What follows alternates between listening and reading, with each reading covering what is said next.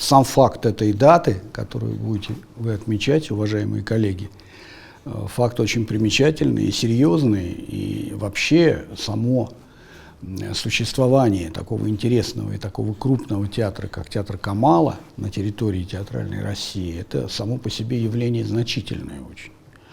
И оно имеет место как бы в двух для меня таких ипостасях. Прежде всего, как национальный театр, играющий на родном языке в Казани. И второй момент – это, конечно, просто театральные те успехи и те достижения, которые на протяжении многих лет, и об этом свидетельствует 114-я годовщина ваша завтрашняя, значит, театр добивается очень красивых, настоящих, серьезных, интересных спектаклей. Надо сказать, что еще эта дата, конечно, примечательна тем, что мне приходилось об этом уже говорить, что в отличие от других стран, Россия вследствие и сложности своей, территориальной, и не только, имеет несколько национальных театров.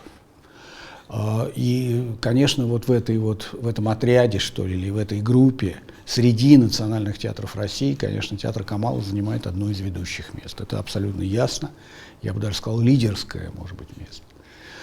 Поэтому это очень хорошо. Сегодня время так повернулось к этой проблеме, вообще к проблеме национальных театров. Мы сегодня понимаем, что это и общегосударственный вопрос, и это вопрос не только, вот мы стоим на пороге и думаем, ваше руководство об этом знает, о создании ассоциации национальных театров России, но еще и потому, что, конечно, накоплен опыт, именно эстетический опыт в национальных театрах.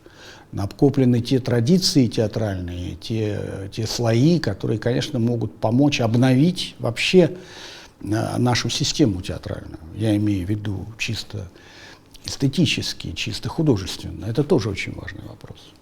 Поэтому я думаю, что есть все основания для того, чтобы отпраздновать эту дату, отпраздновать само существование, значение театра Камала.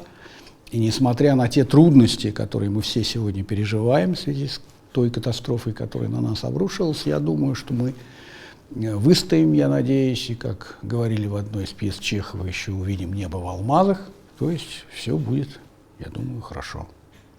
Спасибо вам, еще раз вас поздравляю.